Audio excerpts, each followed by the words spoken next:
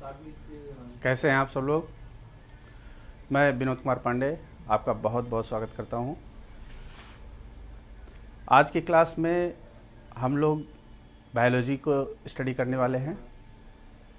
जैसा कि जानते हैं आप कि बायोलॉजी में हम जूलॉजी और बॉटनी दोनों की ही स्टडी करते हैं, लेकिन सबसे पहले कुछ हम फैक्ट्स जान लेंगे जो कि ऑब्जेक्टिव एग्ज़ाम में बहुत पूछे जाते हैं क्वेश्चंस, इसलिए उन पे कुछ चर्चा करना बहुत ज़रूरी होता है।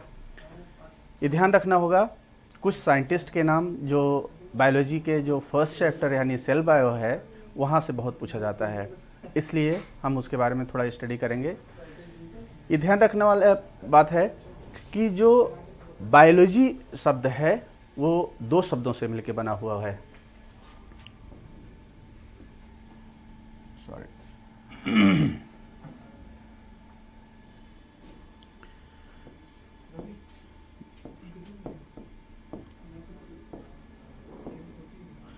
बायोलॉजी वर्ड दो वर्ड से मिलकर बना हुआ है। बायोस मीन्स होता है लाइफ, लोगस मीन्स स्टडी। सिंपल सा वर्ड है कि साइंस की वो ब्रांच जिसमें हम लाइफ की स्टडी करते हैं। ये ध्यान रखने वाली बात है, वो लाइफ कोई भी हो सकता है, वो लाइफ एनिमल का हो सकता है, वो लाइफ प्लांट का हो सकता है। दोनों की ही, यानी चाहे प्लांट हो या एनिमल की हो, उनकी जो स्टडी हम करते हैं उसको कहते हैं हम बायोलॉजी। तो ये बात क्लियर हुआ कि बायोलॉजी में हम दोनों ही चीज़ों की स्टडी करेंगे। अब जिसमें हम एनिमल की स्टडी करते हैं उसको जूलॉजी कहते हैं, और जिसमें हम प्लांट की स्टडी करते हैं उसको हम बॉटनी कहते हैं।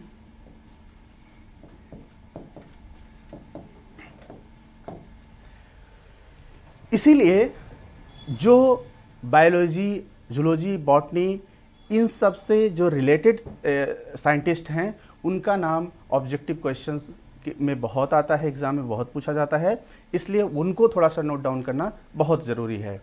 ये ध्यान रखने वाली बात है कि सबसे पहले जो बायोलॉजी नामक वर्ड जो कहा था वो कहा था लैमार्क। साइंटिस्ट का नाम लिख लेंगे, बहुत पूछा जाता है। लैमार्क योम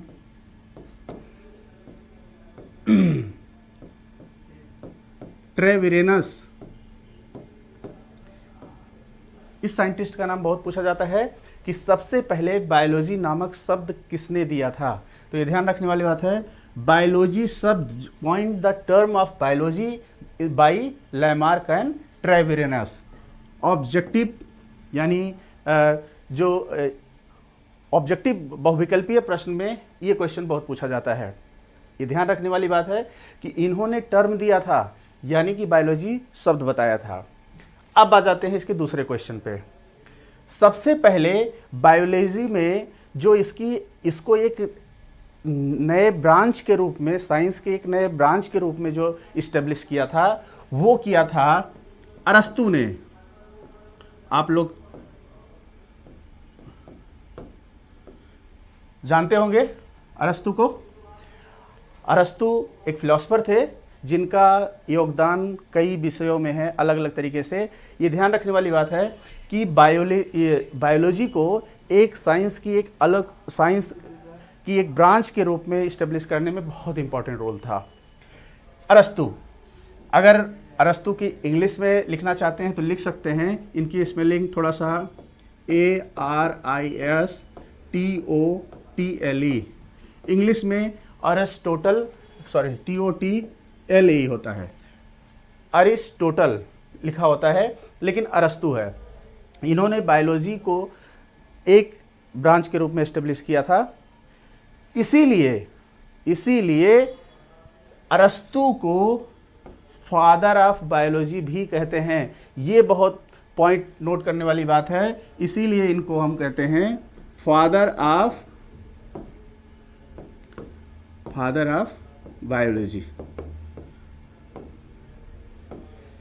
ये ध्यान रखने वाली बात है कि फादर का मतलब ये नहीं होता है कि वो उसके पिता थे। फादर का मतलब यही होता है कि इनका कंट्रीब्यूशन उस सब्जेक्ट में स्टार्टिंग फेज में बहुत ज़्यादा होता है, उनको हर एक विषय के लिए एक फादर का नाम दिया जाता है। इसीलिए अरस्तु को फादर ऑफ बायोलॉजी भी कहते हैं। ये ध्यान रखने वाली बात है कि टर्म अगर किसने दिया था तो आएगा लेमार्क योम ट्रेविरेनस, लेकिन अगर फादर की बात कहेंगे तो ये अरस्तु बायोलॉजी के फादर हैं। अब आ जाती बात कि बायोलॉजी दो पार्ट में डिवाइड है, यानी कि जूलॉजी और बॉटनी भी। तो अब आगे हम देखते हैं, दो क्वेश्चन और ऑब्जेक्टिव एग्जाम के लिए बनते हैं। जैसे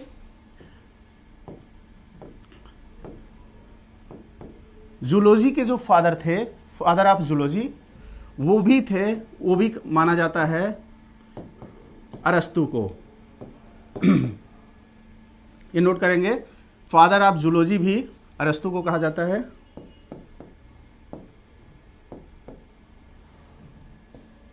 और फादर ऑफ बॉटनी, यहाँ पे नाम थोड़ा सा अलग हो जाएगा,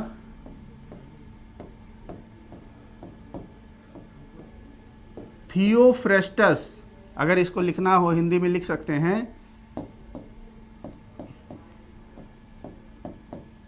थियोफ्रेस्टस। दो फैक्ट और हमें पता चला, जूलॉजी के फादर अरस्तु को कहते हैं, लेकिन बॉटनी के फादर थियोफ्रेस्टस को कहते हैं। तो ये टर्म कुछ याद रखिएगा कि जो बहुत कई बार पूछे जाते हैं ऑब्जेक्टिव एग्जाम में, तो इसलिए इस चीज़ को ध्यान रखिएगा। स्टार्टिंग में ये चीज़ जानना बहुत ज़रूरी है। अब हम आ जाते हैं, जब बायो स्टार्ट कर रहे हैं, एनिमल पढ़ेंगे या बॉटनी पढ़ेंगे, तो सिंपल सी बात है, उसमें हम आगे कुछ भी स्टडी करने से पहले ये ज़रूरी हो जाता है कि हम उसकी इकाई को पढ़ें। जैसे कि अगर आप एक देखते हैं, एक मकान है कोई, तो अगर पूरे आपको मकान को स्टडी करना है तो थोड़ा मुश्किल होगा, लेकिन अगर आप उसके एक यूनिट, यानी जिससे वो मकान मिलके बना हुआ है, अगर आप उसकी स्टडी कर लेते हैं तो आप पूरे मकान की स्टडी कर सकते हैं। ठीक उसी प्रकार से चाहे कोई एनिमल हो, चाहे कोई प्लांट हो, उनकी जो संरचनात्मक और क्रियात्मक इकाई होती है वो होती है कोशिका, जिसको सेल कहते हैं। ये ध्यान रखना हो, चाहे एनिमल कोई छोटा एनिमल हो चाहे बड़ा एनिमल हो, वो कई सारी या केवल एक सिंगल कोशिका का मिलकर बना होता है। चाहे कोई प्लांट हो, छोटा हो या बड़ा हो, कोशिका का बना होता है। यानी आप ये कह सकते हैं कि किसी भी जीव की, चाहे कोई जीव जंतु हो या कोई पौधा हो, उसकी जो संरचनात्मक और कार्यात्मक इकाई होती है वो क्या होती है? कोशिका। तो ये ध्यान रखना है, सेल जिसको क्या कहते हैं। इसीलिए एक कोशिका की स्टडी करना बहुत ज़रूरी है। सेल को हम ये कह सकते हैं, दिस इज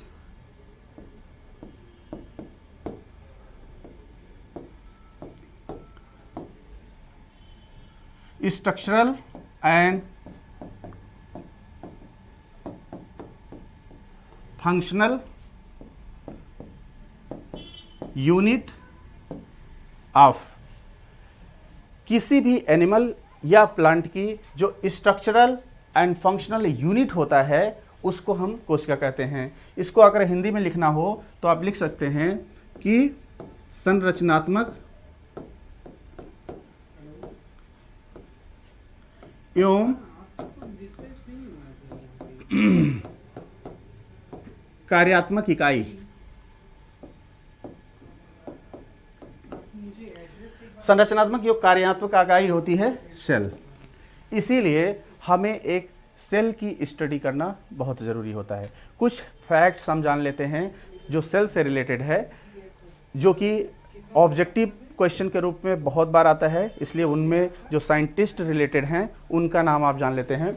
सबसे पहले जो सेल की खोज की थी वो आपने देखा होगा, कई बार या कई एग्जाम में पढ़ा होगा, उसको कहते हैं रॉबर्ट हुक कहते हैं। इन्होंने खोजा था, साइंटिस्ट का नाम लिखेंगे रॉबर्ट हुक।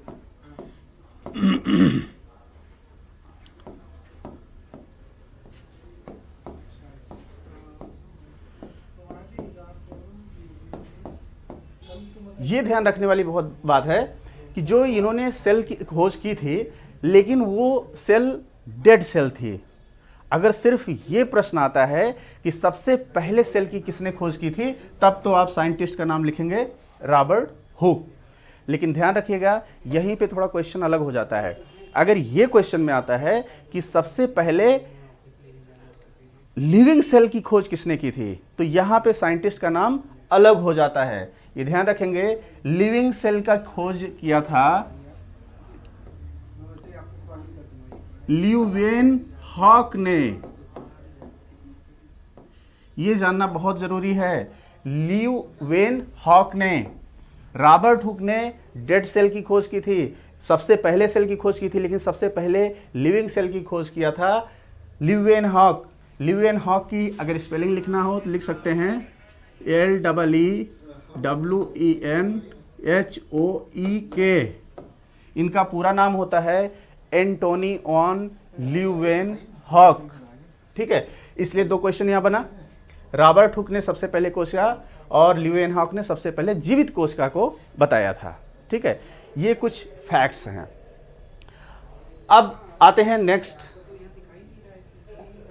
टॉपिक पे आते हैं, कोशिका सिद्धांत। कोशिका सिद्धांत किसने दिया था, इस पे भी क्वेश्चन आता है, इसलिए इस एक फैक्ट्स और जानना जरूरी है। सेल थ्योरी जिसको कहते हैं,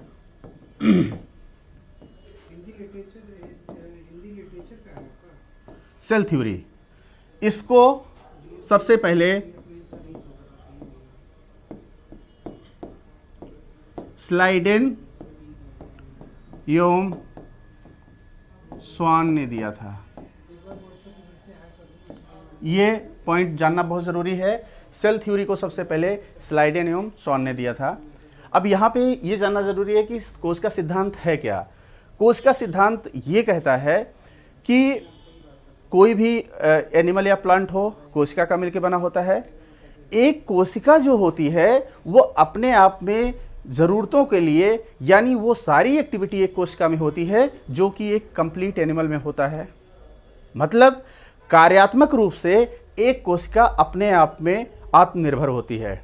ये ध्यान रखेंगे कि कोई भी कोशिका होती है उसमें हर एक चीज़ पाया जाता है, हर एक काम करके ऑर्गेनिज्म, हर एक अंग पाया जाता है। क्योंकि अभी हम जब कोशिका की स्टडी करेंगे तो आप देखेंगे, इसीलिए इन्होंने कोशिका सिद्धांत में ये बताया। और कोई भी कोशिका अपनी प्रीवियस कोशिका से ही आ सकती है। तो ये सारी चीज़ें बताई गई है कोशिका सिद्धांत में। यहाँ पे इंपॉर्टेंट सबसे ज़्यादा था कि किसने दिया था, तो स्लाइडेन एंड स्वान ने दिया था। अब हम आते हैं, अगर हम एक कोशिका के बारे में कुछ थोड़ा सा इंट्रोडक्शन हुआ, तो अब हम जानेंगे कि जो सेल्स होती हैं उसमें, सेल्स में कुछ और फैक्ट्स जान लेते हैं। जैसे कई बार एग्जाम में ये पूछा जाता है कि सबसे छोटी कोशिका कौन सी होती है, सबसे बड़ी कोशिका कौन सी होती है, तो ये कुछ हम नाम जान लेते हैं। सबसे छोटी कोशिका जो होती है, यानी स्मॉलेस्ट सेल्स का जो नाम है वो होता है, उसको PPLO भी कहते हैं। इससे भी क्वेश्चन आता है। अगर इसका पूरा नाम लिखना हो तो लिख सकते हैं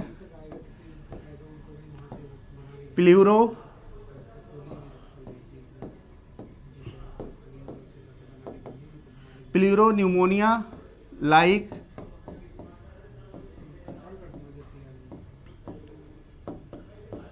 ऑर्गेनिज्म।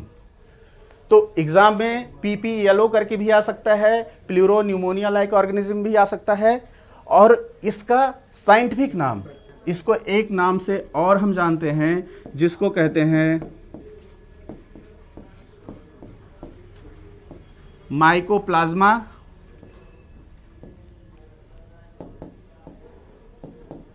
गैलीसेप्टिकम। ये ध्यान रखने की बात है। स्मॉलेस्ट सेल जो था उसको PPLO के नाम से भी जानते हैं, या प्लूरोन्यूमोनिया लाइक ऑर्गेनिज्म इसका फुल फॉर्म हो जाता है। इसका जो साइंटिफिक नेम है माइकोप्लाज्मा गैलीसेप्टिकम कहते हैं। ऑब्जेक्टिव एग्जाम में पूछा जाता है कि स्मॉलेस्ट सेल कौन सी होती हैं, तो इसमें किसी भी नाम से अगर आ जाता है तो आप बता सकते हैं इसको।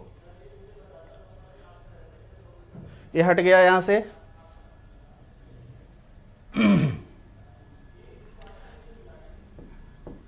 PPLO। अगर नोट नहीं कर पाए होंगे तो इसमें आप नोट कर सकते हैं, स्मॉलेस्ट सेल कहते हैं माइकोप्लाज्मा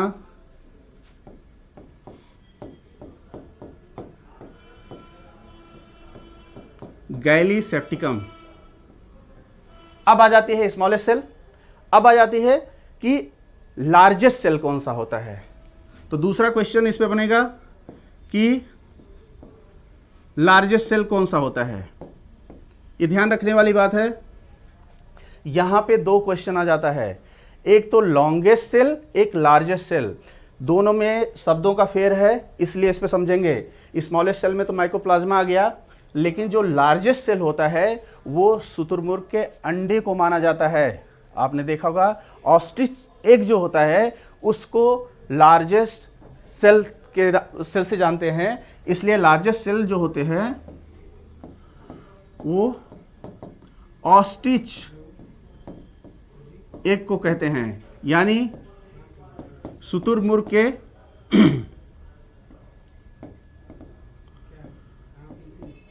शुतुरमुर्ग के अंडे को कहते हैं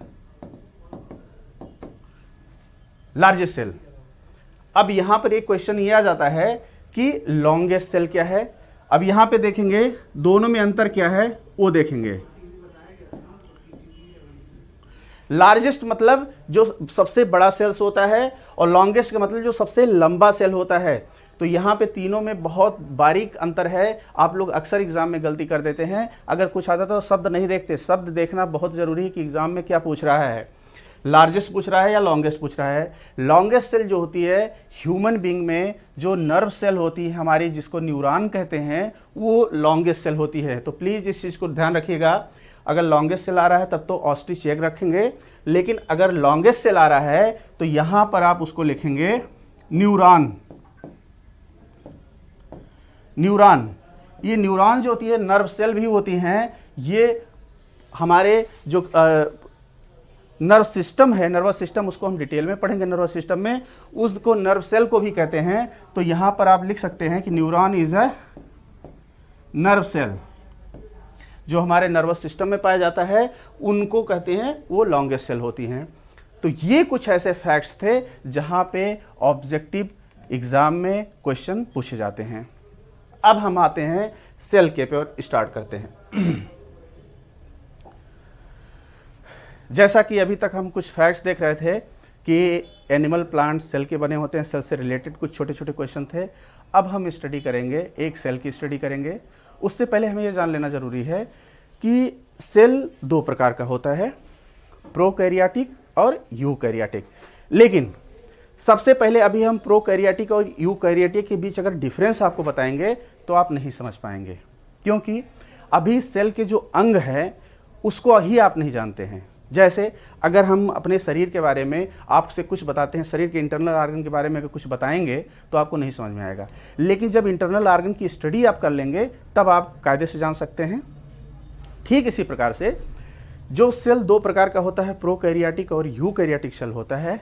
अभी चूंकि सेल के ऑर्गन को आप नहीं जानते हैं, इसलिए उन ऑर्गन को, कौन से ऑर्गन प्रोकैरियोट में होते हैं, कौन यूकैरियोट में होते हैं, कौन से ऑर्गन प्लांट में होते हैं, कौन से एनिमल में होते हैं, आप थोड़ा क्लियर नहीं होगा। इसलिए सबसे ज़्यादा ज़रूरी है कि आप सबसे पहले सेल के ऑर्गन के बारे में जानें, उनका फंक्शन क्या है, वो किस चीज़ से होते हैं।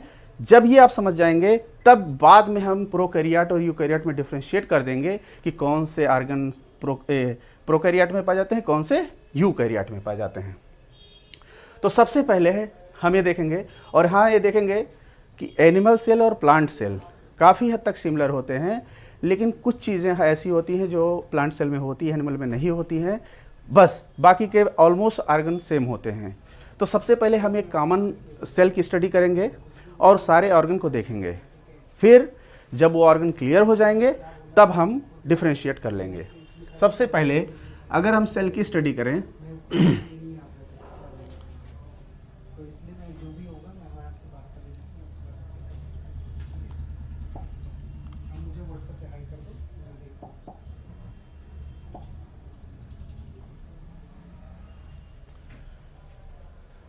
सबसे पहले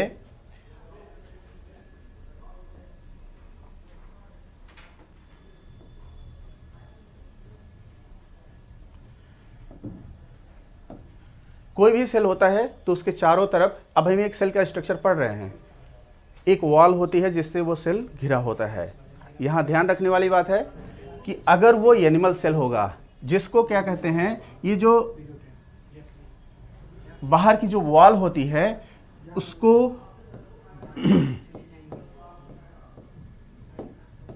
प्लाज्मा मेम्ब्रेन या प्लाज्मा झिल्ली कहते हैं।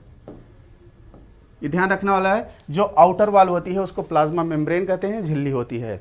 अब यहाँ पर एक पॉइंट ये नोट करेंगे कि ये तो केवल एनिमल वॉल में एक ही होता है, लेकिन अगर ये प्लांट का वॉल होता है तो प्लांट के वॉल में उसके ऊपर एक और वॉल पाई जाती है, जिसको कि इसको कहते हैं सेल वॉल। हिंदी में इसको लिखेंगे तो इसको कहेंगे कोशिका भित्ति। ये चीज ध्यान रखेंगे कि कोशिका भित्ति जो होती है ये केवल और केवल प्लांट सेल में पाया जाता है। ये बना किस चीज का होता है? ये बना होता है सेलुलोज का। दोनों ही क्वेश्चन बहुत पूछे जाते हैं। एक तो ये पूछा जाता है कि जो कौन सा ऐसा ऑर्गन है कि जो कि प्लांट में होता है, एनिमल में नहीं होता है। तो ध्यान रखेंगे सेल वॉल केवल प्लांट में पाया जाता है, एनिमल में नहीं पाया जाता है। किसका बना होता है ये? तो सेलुलोज का बना होता है। ये भी बहुत इंपॉर्टेंट है, तो ये दोनों फैक्ट्स आप जानेंगे। ठीक है, ये तो हो गई आउटर कवरिंग। जैसा कि हमने बताया कि एक जो कोशिका होती है वो आत्मनिर्भर होती है। तो आत्मनिर्भर वही हो सकता है कि जिसकी जो ज़रूरतें हैं उसके पास उसके सारे पार्ट हों या सारे ऑर्गन हों, तभी वो आत्मनिर्भर हो सकता है। तो कार्यात्मक रूप से उसकी जो ज़रूरतें होती है उसके लिए हर एक ऑर्गन पाया जाता है। जैसे कि आप अपने घर में देखते हैं, ये ध्यान रखेंगे अगर एक सेल की स्टडी करनी है तो आप अपने फैमिली की स्टडी करेंगे या फैमिली को ध्यान में रखेंगे तो आपको समझ में काफ़ी आएगा और रिलेट कर पाएंगे आप चीज़ों को। जिस तरीके से चाहे वो एक फैमिली हो या आपका खुद का बॉडी हो, उसको सिस्टम को, जैसा कि हम जानते हैं कि हमारा एक शरीर एक सिस्टम है जिसमें कई सारे ऑर्गन एक साथ काम कर रहे होते हैं। लेकिन ये सब कुछ संभव कैसे हो पाता है? ये संभव इसलिए हो पाता है कि सबको कंट्रोल एक जगह से किया जाता है, वो होता है हमारा ब्रेन। ठीक उसी प्रकार से हमारी जो कोशिका होती है वो कोशिका एक जगह से नियंत्रित होती है, कार्य जहाँ से उसके कार्यों को नियंत्रित किया जाता है। इसके लिए हर एक कोशिका में एक केंद्रक होता है। तो ये ध्यान रखने वाली बात है, चाहे वो एनिमल हो चाहे प्लांट हो, हर एक कोशिका में एक केंद्रक होता है। केंद्रक का काम क्या है? केंद्रक कई तरीके का काम है, लेकिन सबसे मेजर जो उसका फंक्शन है कि वो पूरे कोशिका के कार्यों को नियंत्रित करता है। अब ये नियंत्रित कैसे करता है इसको हम देखेंगे। ये ध्यान रखने वाली बात है कि जब हम केंद्रक की स्टडी करेंगे तो आप पाएंगे कि केंद्रक में जालीनुमा स्ट्रक्चर पाया जाता है इस तरीके से, जिसको कि हम क्रोमैटिन धागे कहते हैं या क्रोमैटिन थ्रेड कहते हैं। ये ध्यान रखेंगे, जनरली जब कहीं पिक्चर ड्रॉ होता है तो हम केवल न्यूक्लियस बना देते हैं, लेकिन उसके बीच में माइक्रो स्ट्रक्चर नहीं बनाते हैं। ये ध्यान रखेंगे कि न्यूक्लियस में सारा का सारा क्या होता है? क्रोमैटिन थ्रेड होता है या क्रोमैटिन धागा होता है। अब ये कैसे नियंत्रित करता है? ये जो क्रोमैटिन धागा है यही गुणसूत्र होता है। ये ध्यान रखने वाली बात है। अब ये आप कहेंगे कि सर ये तो धागा होता है, गुणसूत्र हमने देखा है इस तरीके से एक्स के स्ट्रक्चर का होता है, तो ये कैसे हो गया? ये ध्यान रखेंगे कि जनरली जो हमारा जेनेटिक मटेरियल है, जिसके बारे में आप जानते होंगे कि हर एक हमारा कैरेक्टर है वो जेनेटिक मटेरियल से नियंत्रित होता है। जेनेटिक मटेरियल उसको कहते हैं जिसके द्वारा सूचनाएं एक जनरेशन से दूसरे जनरेशन में जाती हैं। तो जनरली आपने आपस में या जनरली जो आपको जानकारी है उसके बारे में सुने होंगे कि हमारे अंदर गुणसूत्र पाया जाता है। गुणसूत्रों की स्टडी अभी हम थोड़ा बाद में करेंगे, लेकिन हम ये जान लेते हैं जो गुणसूत्र होते हैं वो एक्चुअली गुणसूत्र इसी से मिलके बने होते हैं, जिसको कहते हैं क्रोमैटिन धागे। तो किसी भी एनिमल का जो पूरे बॉडी की इंफॉर्मेशन होती है, पूरी संरचना की जो इंफॉर्मेशन होता है वो सारा कोडेड होता है क्रोमोसोम में। और ये क्रोमोसोम ही ये क्रोमेटिन थ्रेड होता है। इसमें किसी भी एनिमल की या प्लांट की पूरी इन्फॉर्मेशन इसी क्रोमेटिन थ्रेड में होता है। ये ध्यान रखना है कि ये जब सेल डिवीज़न होता है उसी समय ये क्रोमेटिन थ्रेड जो है क्रोमोसोम में कन्वर्ट हो जाता है। वो पिक्चर हम लोग जानते हैं, लेकिन जनरली जब सेल नॉर्मल स्टेज में होता है तो यही होता है क्रोमेटिन थ्रेड, जिस पर ही जीन्स होते हैं, या ये कह सकते हैं ये डीएनए का बना होता है। तो ये सारी चीज़ें अभी हम डिटेल में करेंगे। आप ऐसे समझ लीजिए कि इसीलिए चूंकि इसमें सारी सूचनाएं होती हैं, इसीलिए ये सारे सेल को कंट्रोल करता है कि कब सेल को क्या चाहिए, क्या नहीं चाहिए, और सेल को कैसा फंक्शन करना चाहिए, सब कुछ का नियंत्रण केंद्रक करता है। केंद्रक में ही एक छोटा सा और आर्गन होता है, यहां पे एक डॉटेड एक फॉर्म में, तो अगर नाम लिखना चाहिए तो आपने लिख दिया, इसको कहते हैं केंद्रक। इंग्लिश में लिखना है तो लिख सकते हैं न्यूक्लियस। और यहां जो ये छोटा सा अंग होता है इसको नाम देते हैं केंद्रिका। देखेंगे बहुत बारीक सा अंतर है, इसको कहते हैं केंद्रक पूरे को, लेकिन यहां कहते हैं इसको केंद्रिका। अब आ जाते हैं कि ये केंद्रक हो गया। जो केंद्रक के चारों तरफ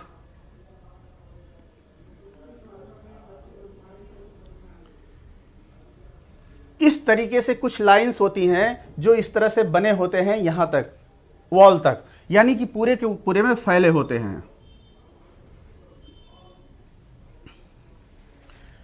इन लाइंस पे कुछ पे पॉइंट के फॉर्म में दाने होते हैं।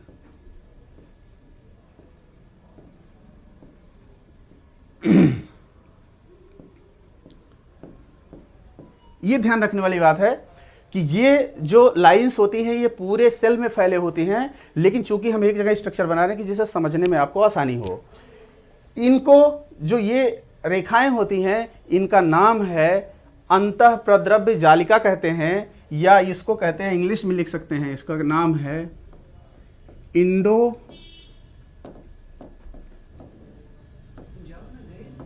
Plasmic reticulum. इनको क्या कहते हैं?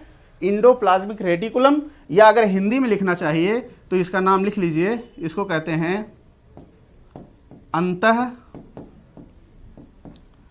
प्रद्रव्य जालिका।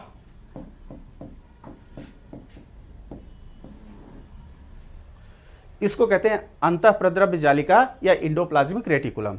अब आप ये पूछ सकते हैं कि सर एक तो क्लीन है, एक इस पे दाने पड़े हुए हैं, दोनों अलग अलग होते हैं। चूंकि जहां पे क्लीन है इसीलिए उसको हम रफ या सॉरी स्मूथ इंडोप्लाज्मिक रेटिकुलम कहते हैं। क्या कहते हैं? स्मूथ। तो ये ध्यान रखने वाली बात है कि इसको स्मूथ कह देते हैं, यानी चिकनी अंतःप्रद्रव्य जालिका, और जिस पे दाने बने होते हैं उसको रफ इंडोप्लाज्मिक रेटिकुलम कहते हैं, यानी खुरदरे इंडोप्लाज्मिक रेटिकुलम। इसके स्ट्रक्चर ठीक है, समझ में आ गई बात? दोनों के फंक्शन अलग अलग होते हैं, ये ध्यान रखने वाली बात है। दोनों अंतःप्रद्रव्य जालिका ही हैं, लेकिन दोनों के फंक्शन अलग अलग हैं। एक फंक्शन और भी होता है, ये कोशिका को एक कंकाल के रूप में एक सहारा देता है। ये ध्यान रखने वाली, जैसा देख रहे हैं आप, इसकी वॉल यहाँ से यहाँ तक पूरी होती है, तो एक कोशिका को जो इंटरनल एक कंकाल का काम करता है वो भी ये करती है, लेकिन इसका जो मेजर फंक्शन है वो कुछ और है। जो रफ इंडोप्लाज्मिक रेटिकुलम होता है, यहाँ पे एक पॉइंट होता है, इस पॉइंट को कहते हैं राइबोसोम्स। ये ध्यान रखने वाली बात है, इसको कहते हैं राइबोसोम। समझ में आ रहा है? जो इंडोप्लाज्मिक रेटिकुलम है उस पे कुछ पॉइंट के फॉर्म में दाने होते हैं जिसको कहते हैं राइबोसोम्स। अब फंक्शन पे आ जाते हैं। अभी हम आगे स्टडी करेंगे कि ये जो हमारे राइबोसोम्स होते हैं, ये मेनली इनका जो रोल है, ये प्रोटीन संश्लेषण में काम करते हैं। प्रोटीन संश्लेषण, जैसा कि आप जानते हैं कि हमारे शरीर में, शरीर का काफ़ी हिस्सा प्रोटीन का ही बना होता है। हमारे शरीर के कोई भी ऑर्गन ले लीजिए, चाहे आप हेयर ले लीजिए, चाहे बोन ले लीजिए, चाहे स्किन ले लीजिए, सब में किसी ना किसी प्रकार का प्रोटीन पाया जाता है। और ये ध्यान रखने वाली बात है कि ये जो प्रोटीन होता है इसका संश्लेषण होता है हमारे शरीर। बाद में हम जब प्रोटीन के बारे में डिटेल में स्टडी करेंगे तो प्रोटीन के बारे में जानेंगे। हमारे शरीर में जितने भी प्रोटीन की ज़रूरत होती है सब केवल 20 एमिनो एसिड से मिलकर के बन जाते हैं। इसको आप ऐसे समझ सकते हैं कि जिस तरीके से आप देखते हैं कि आपके पास अल्फ़ाबेट जो होते हैं वो कुछ निश्चित अल्फ़ाबेट हैं, लेकिन उसी निश्चित अल्फ़ाबेट से आप बहुत सारे वर्ड बना लेते हैं उनके डिफरेंट कॉम्बिनेशन से। ठीक उसी प्रकार से टोटल जो अमीनो एसिड है हमारे बॉडी में होती है 20 अमीनो एसिड्स होती हैं। उसी 20 अमीनो एसिड से हमारे शरीर की सारी प्रोटीन का निर्माण होता है। ये क्वेश्चन आ सकता है और आया भी है कई बार क्वेश्चन कि जो प्रोटीन होता है उसकी इकाई क्या है, किस चीज़ से बना होता है। तो ध्यान रखिएगा, प्रोटीन अमीनो एसिड से मिलकर बने होते हैं। इसका संश्लेषण कहाँ पर होता है, इसका सिंथेसिस कहाँ होता है, ये ध्यान रखिएगा। ये जो राइबोसोम हैं यही इसके सेंटर होते हैं, यानी राइबोसोम पे प्रोटीन संश्लेषण का कार्य होता है। तो अगर आपसे ये कोई पूछे कि जो ये रफ एंडोप्लाज्मिक रेटिकुलम है इसका फंक्शन क्या है, तो आप कह सकते हैं कि इस पर राइबोसोम पाए जाते हैं जहां पर प्रोटीन संश्लेषण होता है। ये बात क्लियर हो गई कि एंडोप्लाज्मिक रेटिकुलम प्रोटीन संश्लेषण में भाग लेता है। अब आ जाते हैं यहां पर कि तो स्मूथ एंडोप्लाज्मिक रेटिकुलम का क्या काम होता है। चूंकि यहां पर राइबोसोम्स तो होते नहीं हैं, तो ये ध्यान रखिएगा, इसका जो फंक्शन है ये होता है संश्लेषण। इसको लिख सकते हैं यहां पर। इसका काम होता है, आपने स्टेरॉइड का नाम सुना होगा, लिपिड का नाम सुना होगा, लिपिड, स्टेरॉइड, इन सब का संश्लेषण जो है स्मूथ एंडोप्लाज्मिक रेटिकुलम करता है। तो ये क्लियर हुआ। रफ एंडोप्लाज्मिक रेटिकुलम किस चीज का करता है, प्रोटीन संश्लेषण का कार्य करता है, जबकि लिपिड और स्टेरॉइड का संश्लेषण जो होता है स्मूथ एंडोप्लाज्मिक रेटिकुलम पे होता है। अब सारे फैक्ट्स क्लियर हैं, बिल्कुल क्रिस्टल क्लियर। एग्जाम में यही पूछा जाता है कि जो रफ एंडोप्लाज्मिक रेटिकुलम किससे रिलेटेड होता है, तो ये कह सकते हैं प्रोटीन संश्लेषण से। स्मूथ एंडोप्लाज्मिक रेटिकुलम किससे रिलेटेड होता है, तो कहते हैं लिपिड और स्टेरॉइड संश्लेषण से।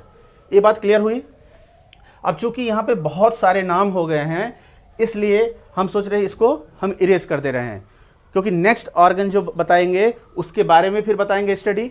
अब नेक्स्ट ऑर्गन एक बहुत इंपॉर्टेंट है, सेल्स में होता है।